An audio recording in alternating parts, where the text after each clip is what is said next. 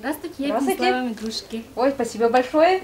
О благотворительном сборе новогодних игрушек Анастасия узнала из интернета. 2 фигурки на новогоднюю тематику пополнили небольшую коллекцию елочных украшений. С начала акции девушка стала уже 6-й дарительницей.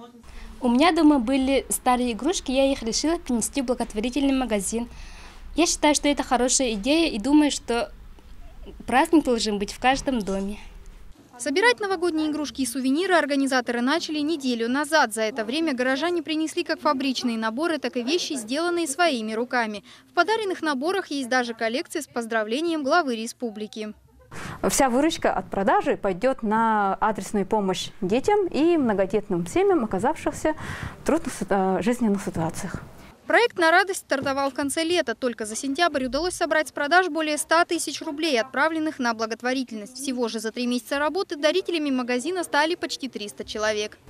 Пока все принесенные игрушки помещаются на одной витрине, организаторы надеются, что поток дарителей возрастет в период подготовки к Новому году. Благотворительный сбор елочных игрушек продлится до 31 декабря. Анна Лебединская, Эльдар Необутов, Вести, Якутск.